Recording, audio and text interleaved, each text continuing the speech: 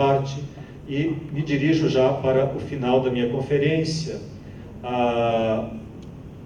que eu intitulei esse final Foucault e as migrações do século XXI. Foucault pouco se ocupou dos migrantes como nova modalidade de população em seus cursos no Collège de France e em seus livros. Entretanto, estava atento à possibilidade de as migrações massivas constituírem-se em um dos grandes problemas para o pensamento e para a política no século XXI. Não por acaso, a entrevista de 17 de agosto de 79, concedida no Japão, intitula-se "O problema dos refugiados é o presságio da grande migração do século XXI". Foucault quase nunca fazia presságios. Quando fez em relação ao Irã, se meteu numa encrenca incrível, né? Bom, ele está fazendo um outro presságio, né? Não aprendeu. Bom, o presságio, então, do Foucault é que um dos grandes problemas para o século XXI era o problema das migrações.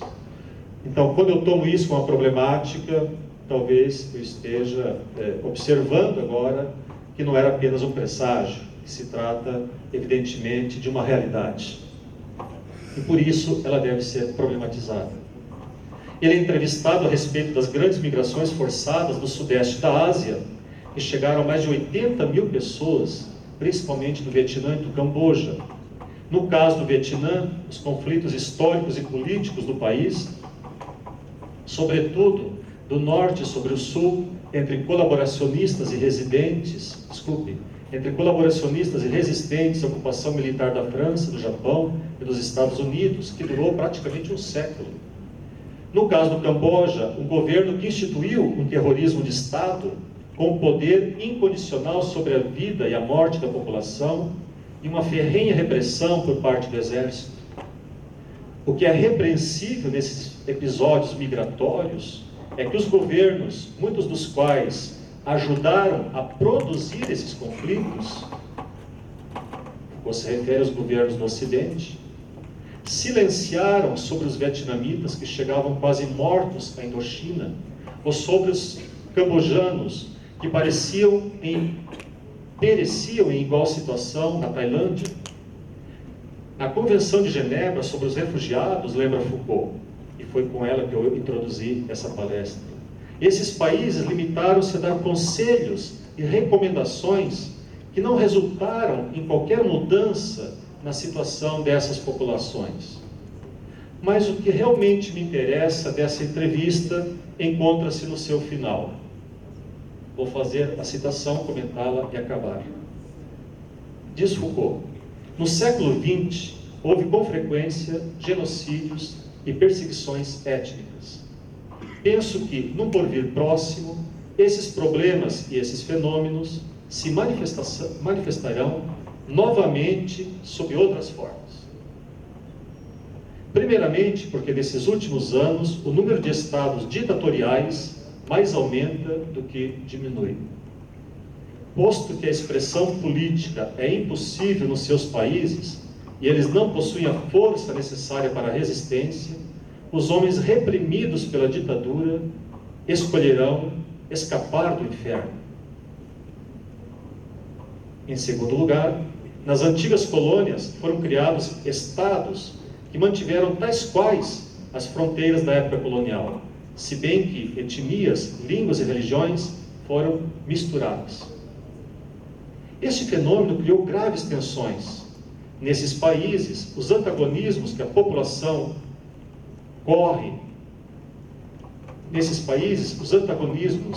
entre a população corre o risco de explodir e desencadear seu deslocamento massivo e a derrocada do aparelho do Estado.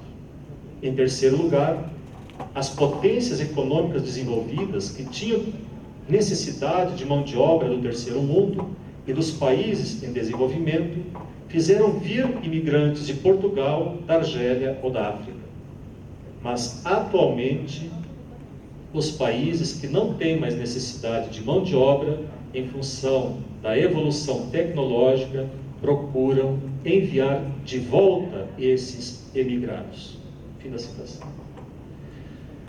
Foucault menciona vários vetores que ajudaram a situar as migrações no século XX. Começa pelos genocídios e perseguições étnicas, cujos contornos, lembremos, foram amplamente delineados por Hannah Arendt a respeito da relação entre imperialismo, antissemitismo e totalitarismo. A esse respeito, Foucault identifica no totalitarismo nazista, fascista e comunista o ápice do racismo de Estado, no curso de 76, em defesa da sociedade. Em seguida, ele trata das migrações decorrentes das ditaduras militares dos anos 60 e 70 e sua repressão política generalizada. Convém lembrar que muitos brasileiros, por exemplo, migraram em decorrência da ditadura militar inaugurada em 64, e o próprio Foucault cancela um curso na USP em outubro de 75, em decorrência do assassinato do jornalista Vladimir Herzog. Na sequência, ele evoca as migrações maciças decorrentes dos processos de descolonização de países da Ásia e da África, quando as fronteiras geográficas estabelecidas para esses novos estados não levaram em conta suas especificidades culturais. Interessa-me aqui, principalmente, o final da citação, quando a ênfase nos fatores desencadeantes das migrações massivas deixa de ser a perseguição étnica unicamente, as ditaduras ou a descolonização, e passa a ser o impacto causado pelo desenvolvimento tecnológico nas relações de trabalho e, indiretamente, na maneira de pensar as migrações e objetivar os migrantes.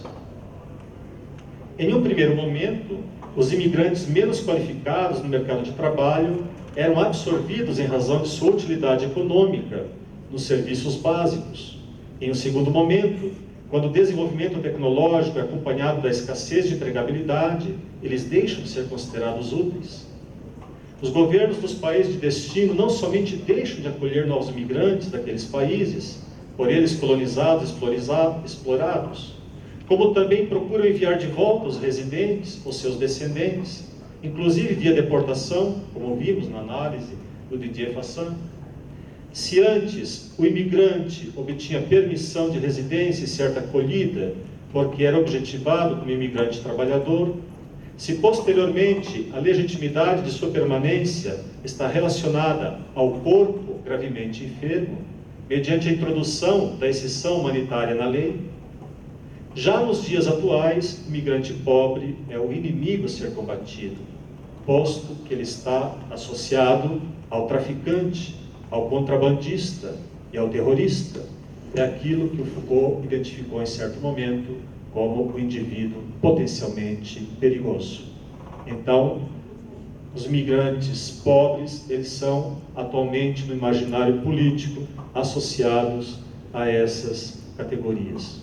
Depreende-se a pertinência, portanto, da hipótese que viemos desenvolvendo nesta conferência, ou seja, a objetivação do migrante pobre como clandestino, injurioso, vagabundo e outros adjetivos que se avolumam em nossa época, deve-se a um processo de descontinuidade histórica no mundo do trabalho em sua relação com o capital, e cujo epicentro é algo inaugurado na própria época contemporânea.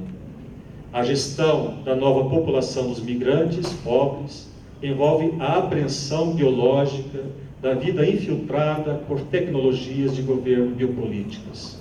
Portanto, ela é também indissociável da centralidade da vida produtiva no mundo contemporâneo, algo que, de diferentes maneiras, podemos encontrar tanto em Hannah Arendt quanto em Michel Foucault.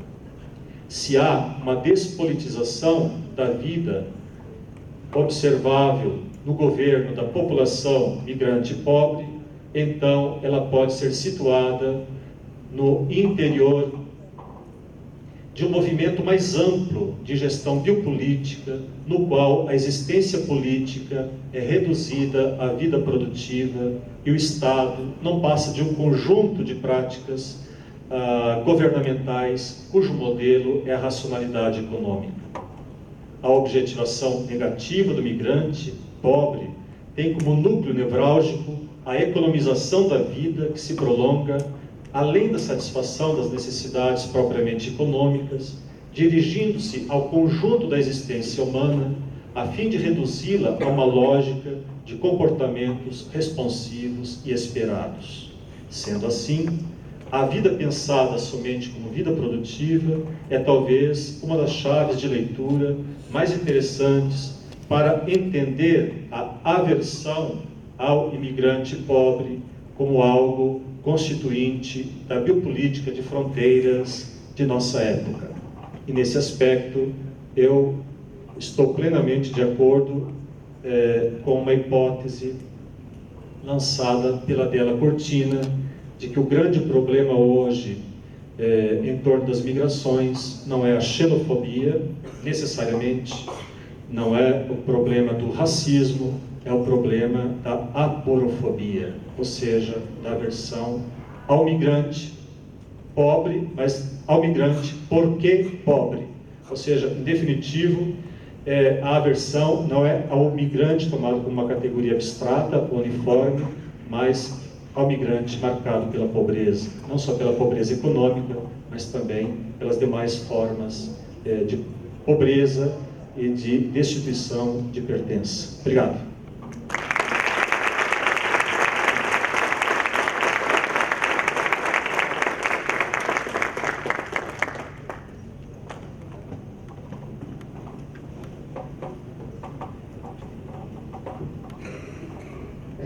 Eu fui agora informado de que teremos em seguida uma fala que é do Lucas, da UFC. Está aqui, presente? Estou aqui, eu cheguei agora, eu estava casado. Tá bom. Então vamos fazer o seguinte, nós vamos escutar o Lucas e logo em seguida nós propomos o debate, tá bom? As perguntas. Por favor.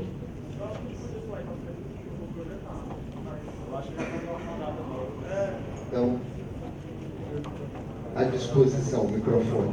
Quem gostaria de começar? Muito obrigado, professor César Candiotto, pela reflexão.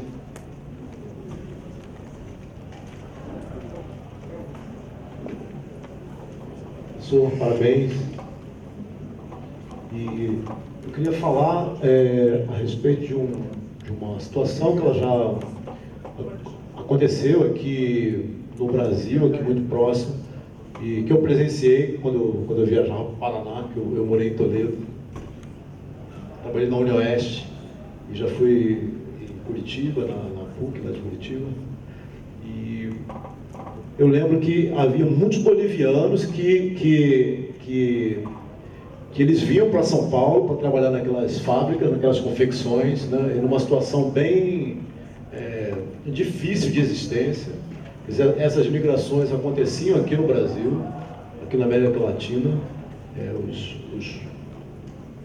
Os povos aqui no nosso entorno, aqui na nossa fronteira, sobretudo os bolivianos, eles aportavam aqui e trabalhavam nessas fábricas em condições assim, quase que mínimas, né? E me parece que essa situação ela foi revertida, né, devido a uma questão política na Bolívia com os governos. Então, como é que se vê essa situação dessas migrações no mundo, né, e também o que já aconteceu aqui no caso da América do Sul, na América Latina, e aqui propriamente no Brasil, e essa, digamos assim, essa diminuição dessa migração. Pode fazer o paralelo.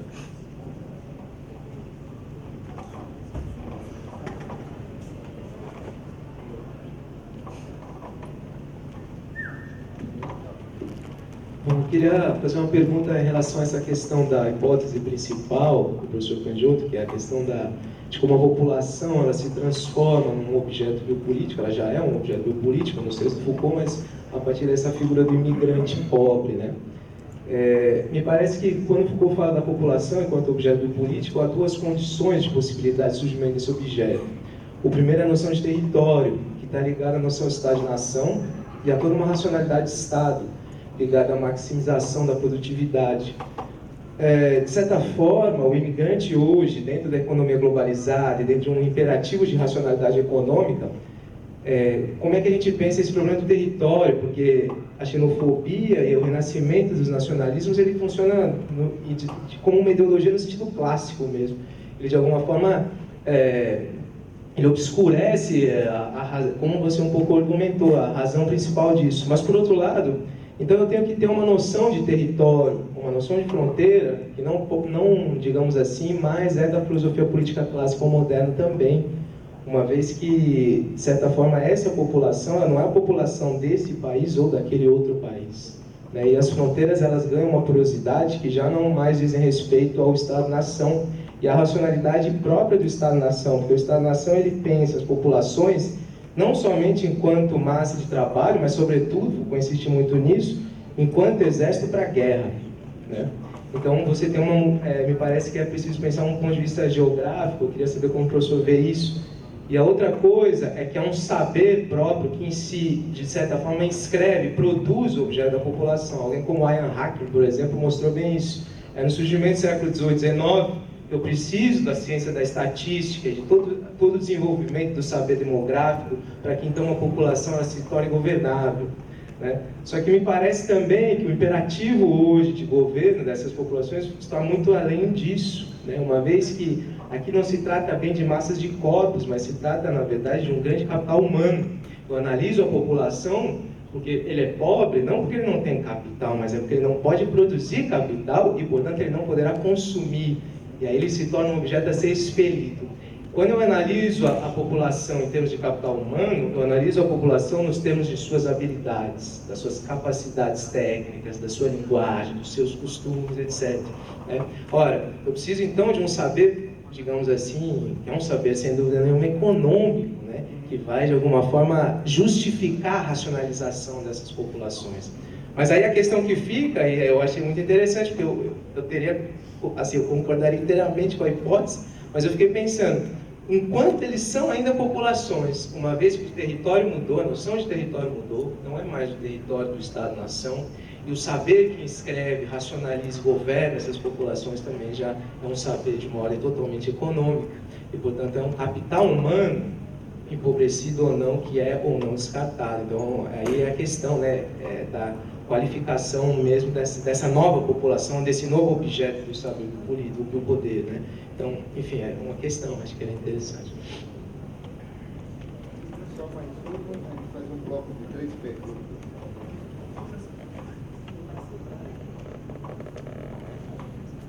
Boa noite. Queria agradecer ao professor Sérgio Candiotto, queria agradecer a organização do congresso, muito bom estar aqui entre amigos, estar aqui entre pessoas interessadas em debater a atualidade do pensamento de Michel Foucault.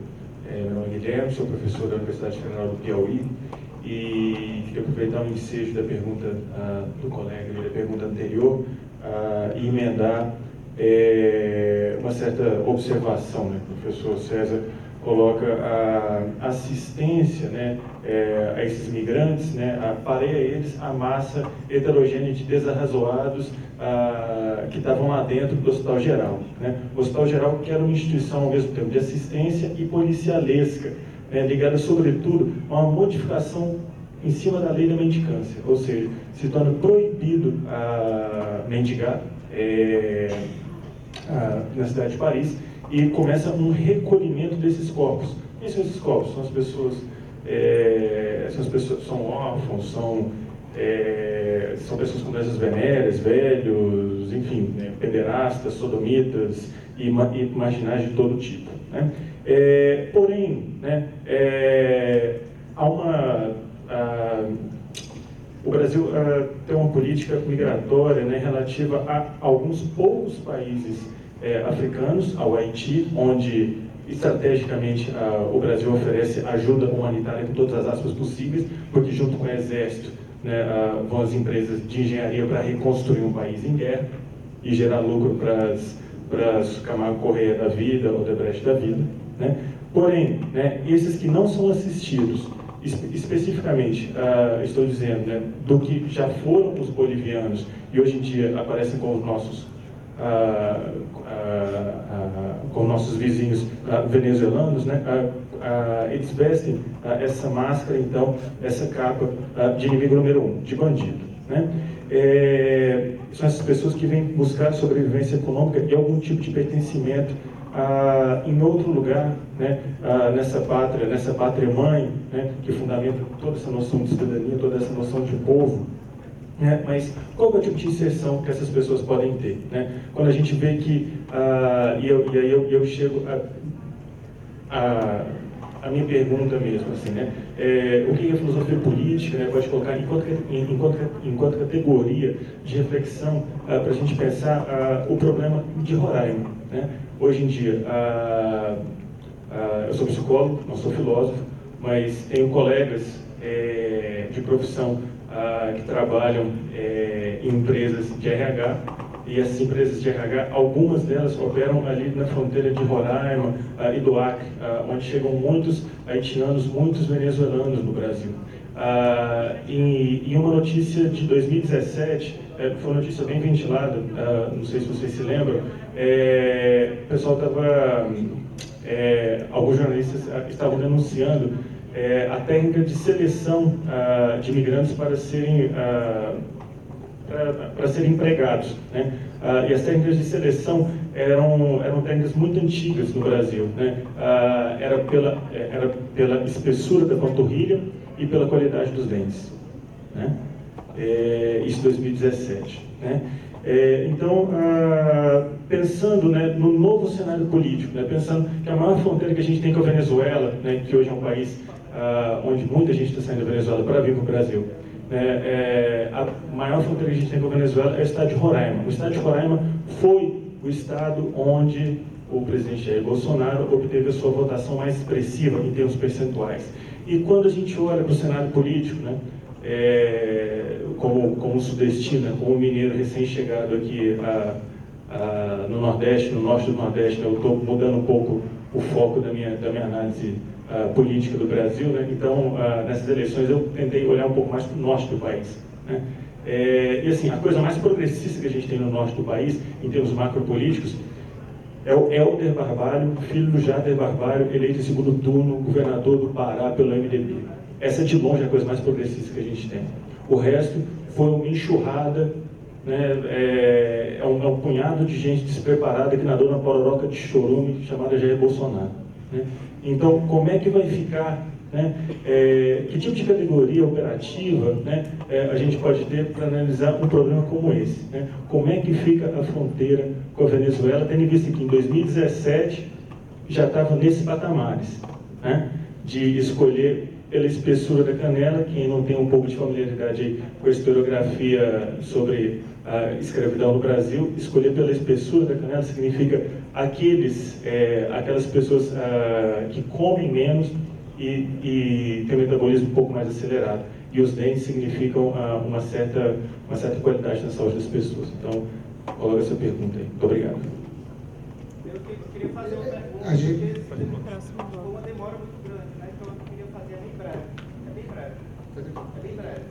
Tá, a gente vai solicitar que seja um bloco de 3 perguntas, para que o conferencista não possa se perder em meio à diversidade das perguntas. Por favor, passa para ele. E que a gente seja um pouco breve, porque nós ainda não teremos um conferencista. Por favor. Meu nome é Gilberto, sou professor do curso de jornalismo e eu trago uma informação que é jornalística, né, de 2016, que a foto de um menino morto revela a crueldade migratória. Então, é encontrado uma criança, e essa foto circula, e pensando aqui na relação, né, do livro Imagens de Guerra, né, da Judith Butler, qual imagem, né, que corpos é que merecem esse luto? Quando a criança na foto é identificada apenas como uma criança morta, é uma comoção. Se essa criança é identificada como uma criança síria, porque foi vítima, né, de um naufrágio, ou seja, de uma tentativa migratória,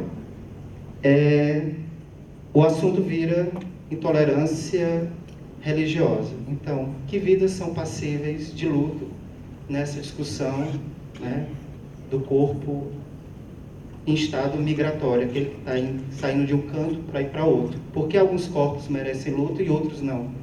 Como é que se dá essa linha tênue entre uma comoção humanitária, uma criança morta, mas ao ser identificada como uma criança síria, ela já não é mais passível de luto.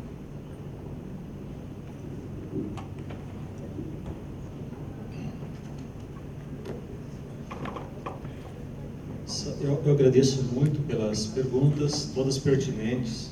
Eu passaria aqui a noite falando sobre isso, se eu respondesse as 4 perguntas de uma maneira razoável. Mas vou tentar aglutinar um pouco a minha reflexão, respeitando a especificidade de cada uma delas, talvez até respondendo, em bloco, a do professor Manuel, do professor Guilherme, porque elas têm uma certa tangência, e do professor Fernando, né? Como é que é o seu nome? Joubert. Então, vou tentar ser econômico na minha fala. E eu quero, por uma questão metodológica, começar a responder desculpa, professor Manuel, começar a responder ao professor Fernando, tudo bem?